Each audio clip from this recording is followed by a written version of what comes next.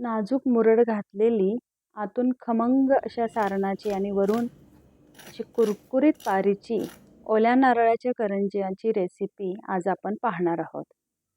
यासाठी आधी प्रथम आपण सारण बघूया.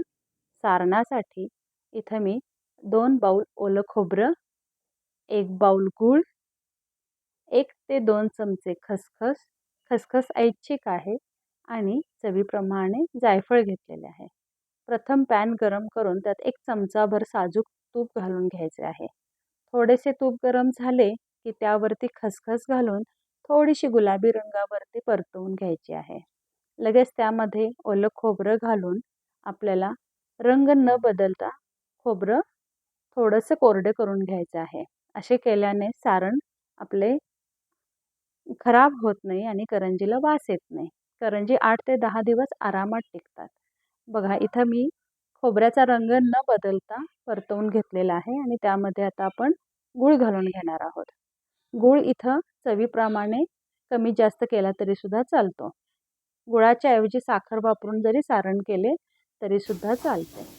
छान कोरडे सारण झाले की त्यामध्ये जायफळ घालून गॅस बंद करून घ्यायचा आहे. गॅस बंद झाल्यावरती जायफळ किंवा वेलची पावडर घातली तरी पण चालते. सारण गार करायला ठेवून आपण आता पारीचं पीठ कसं भिजवायचं हे बघूया. यासाठी इथे मी 1 बाउल गव्हाचे पीठ घेतलेले आहे. त्यामध्ये थोडेसे मीठ घालून आपण मोहन घालणार आहे. तेलाचे किंवा तुपाचे कसेही मोहन घातले तरी पण चालते. इथं मी तेलाचे गरम मोहन घातलेले आहे. मोहन गरम करून घातले तर परची पारी कुरकुरीत होते आणि तसेच जर कच्चे घातलं तर खुसखुशीत होते. आपण चपातीला मळतो त्यापेक्षा थोडेसे घट्ट असं हे कणिक मळवून घ्यायचे आहे. एक 10 मिनिटं पीठ आपण झाकून ठेवायचं आहे. तेलाचा हात लावून घ्यायचा आहे थोडासा कणकेला. 10 मिनिटं ठेवून टाकायचं आहे. 10 मिनिटानंतर छान मुरते. ह्याच्यामध्ये जर तुम्ही रवा घालणार असाल थोडासा तर एक अर्धा तास आपल्याला कणिक भिजवून ठेवावी लागते. पिठाचे छोटे छोटे गोळे करून घ्यायचे आहेत आणि पुरीप्रमाणे आपण याचे पाऱ्या लाटून घेणार आहे. आपण पुरीला जसं लाटतो तसेच ह्याची जाडी ठेवायची आहे. पुऱ्या सगळ्या लाटून घेऊन किंवा एक एक पुरी लाटून घेऊन आपण करंजी बनवली तरी पण चालते. पुरीच्या अर्ध्या भागावरती आपण सारण घालून घेणार आहोत. इथं आपल्याला आवडेल असं तुम्ही सारण घालून घ्यायचं आहे. सारण थोडंसं जास्त घातलं की करंज्या छान गुबगुबीत होतात. अर्ध्या भागावर सारण घालून अर्धा भाग आपण मिटवून घ्यायचा आहे. या पद्धतीनं मुरड घालता येत असेल तर मुरड घाला, नाहीतर आपण चिरण्यानं जरी करंजी कोरून घेतली तरी पण चालते. ओल्या नारळाच्या करंज्या शक्यतो मुरड घातल्या की छान दिसतात. सुका खोबऱ्याच्या दिवाळीला करतो त्या आपण चिरण्याने चिरून घेतो. या पद्धतीनं नाजूक मुरड घालून घ्यायची आहे.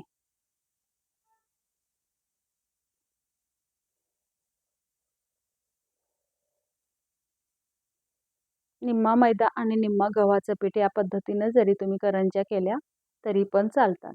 गव्हाच्या पिठाच्या इथं करंज्या केलेल्या आहेत ह्या सुद्धा छान कुरकुरीत राहतात 8 दिवस अगदी. करंज्या केल्या की एखादा छोटासा मोदक करावा अशी प्रथा आहे. या पद्धतीने आपण एक छोटासा मोदक करून घेऊया. जेव्हा आपण मोदक बनवतो तेव्हा एक छोटी करंजी करतात. कढईमध्ये तेल गरम करून आपण एक एक करंजी तळून घेणार आहे. तेल खूप गरम पण नाही करायचं आहे. मंद आचेवरती आपण या करंज्या आलटून पालटून छान सोनेरी रंगावर तळून घ्यायच्या आहेत.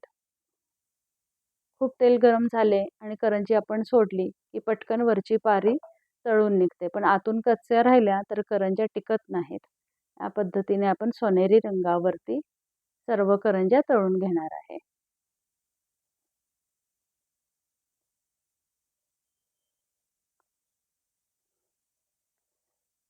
सर्व करंज्या तळून छान गार झाल्या की आपण डब्यात भरून ठेवणार आहे. बघा किती छान कुरकुरीत झालेल्या आहेत. अशा पद्धतीने आपण सर्व करंज्या करून घ्यायच्या आहेत. हा व्हिडिओ आवडला असेल तर लाईक आणि शेअर करा. अशाच छान छान रेसिपीज बघण्यासाठी ऐश्वर्याज किचनला सबस्क्राईब करा. धन्यवाद.